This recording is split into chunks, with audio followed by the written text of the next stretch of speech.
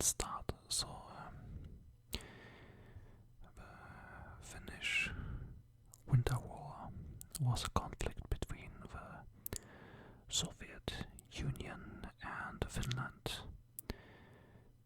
It lasted from November 30, 1939 until March 13, 1940. Now, the background of this conflict was that the Soviet Union they demanded territory from Finland. As a reason, they said protection of Leningrad, because it was very close to the Finnish-Soviet border, and the Soviet Union said that they can give Finland territory elsewhere. Of course, Finland, they didn't accept the demands of the Soviet Union, and the Soviet Union attacked Finland then. And by the way, what I wanted to say is that there's a controversial Russian author called Viktor Suvorov, who claimed that the Finnish Winter War was kind of a military exercise of the Red Army to conquer Western Europe later.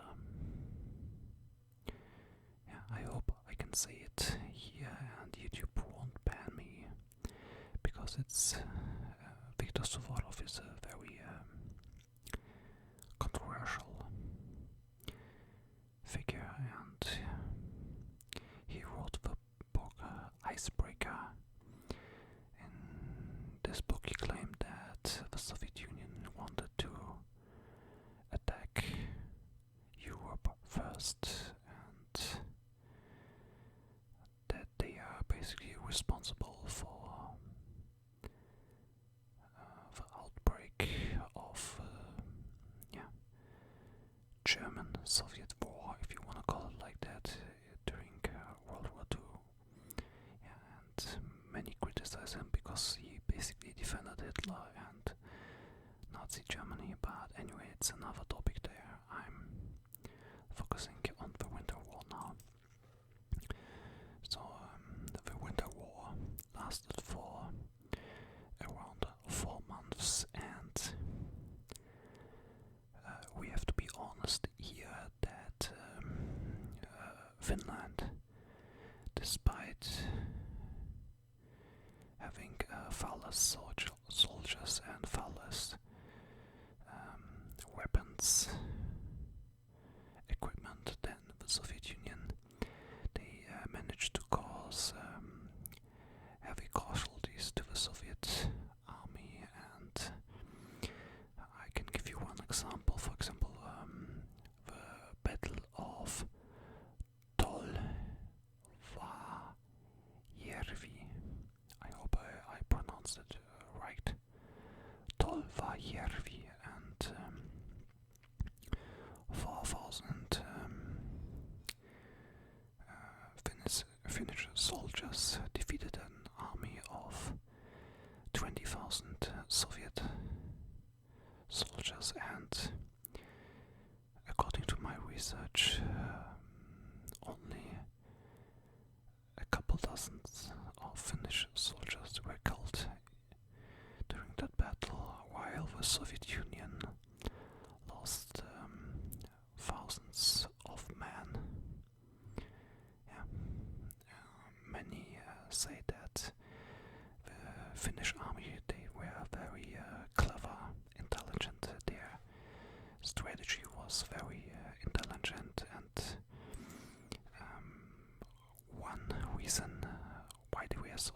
successful against the Soviet army is that they relied on small units instead of big units.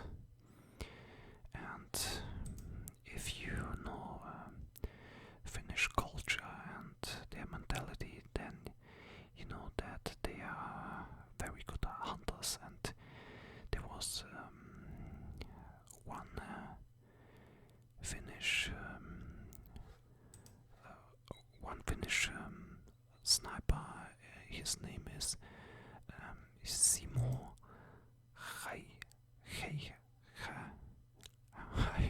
I hope I pronounced that right. I don't know any Finnish. Please don't kill me in the comments if you're from Finland.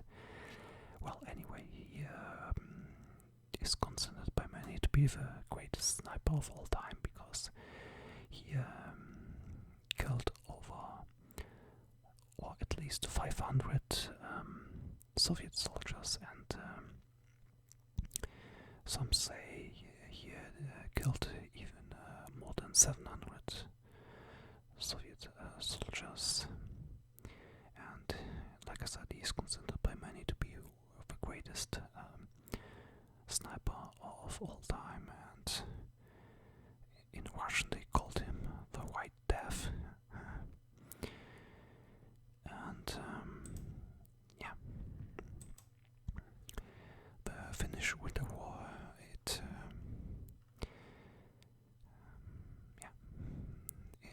gave a complete false impression of a Soviet army, and that was one of the reasons why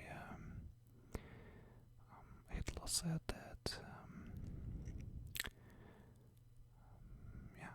the Soviet army isn't strong and can be easily defeated. What I wanted to add is that the reason why the Soviet army was so weak in this war, in the Finnish Winter War, and also at the beginning of World War II when they fought against Germany, is that Stalin was paranoid, and he thought that his generals, his army, they could make a coup against him, coup d'état, and overthrow him, and he sent many generals, military generals, to prison, to the Gulag. He also killed many of them, and of course it reflected in the performance in these wars of the Soviet army in the Finnish Winter War, and also at the beginning of World War II when they fought against Germany.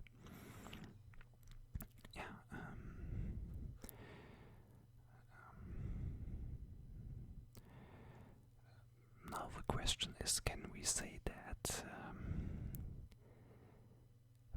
did Finland won the Finnish Winter War, or did they lose?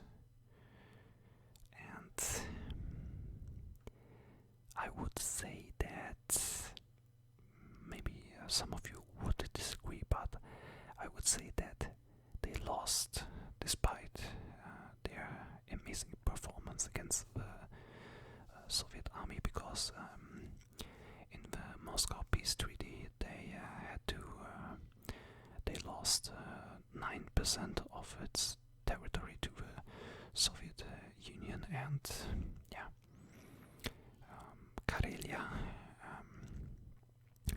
parts of that still belong to Russia today, and of course up until this day Finnish nationalists wanted back. And here you can make the argument that Finland lost the war, but you can also make the argument that the Soviet Union, they saw that they cannot win against Finland, and they made the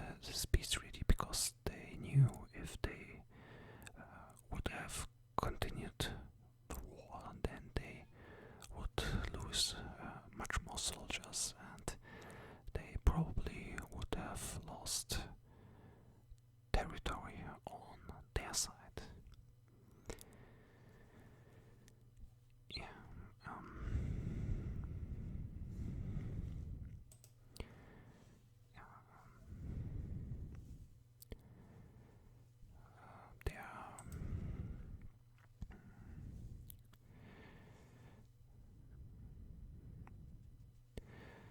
There are many strategists that say that the Soviet Union saw that, later, that they cannot win the war against Finland with their troops, so they have to use their air force, which they did, and that's how they won some battles, like the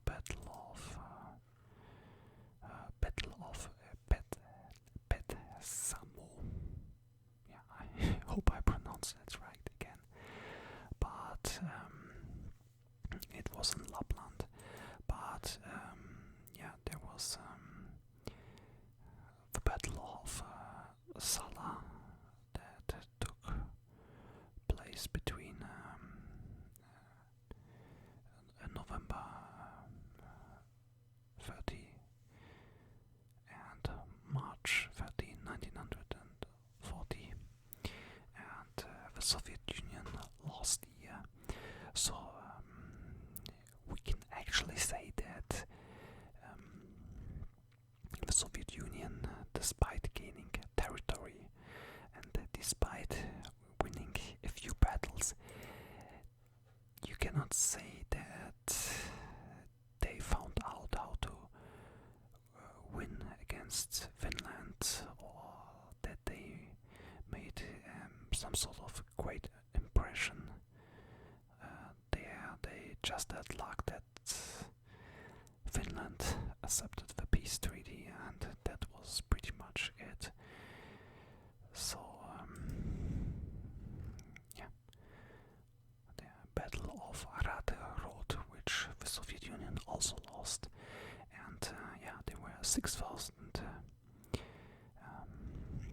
Finnish soldiers against 25,000 Soviet soldiers. Yeah, so the Soviet Union had more than 4 times the army of Finland, and they still lost.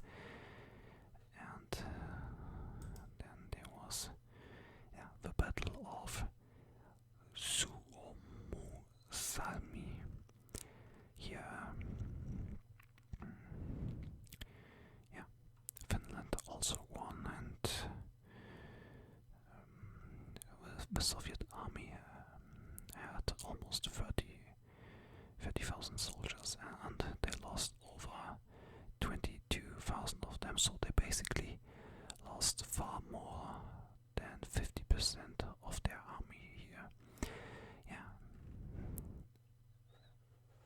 So, to summarize everything, we can say that Finland, or the Finnish army, was the superior force in that conflict, at least in my opinion. And what I would like to know from you is, what do you think about the performance of the Finnish army during this war? Do you think it was impressive or not so much impressive?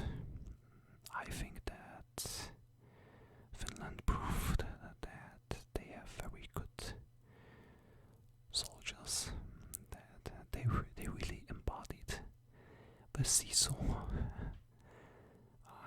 If you're from Finland, you probably know, or you certainly know what I mean by seesaw in this conflict. Anyway, I hope you liked that video, and I see you guys next time. Stay safe, God bless, and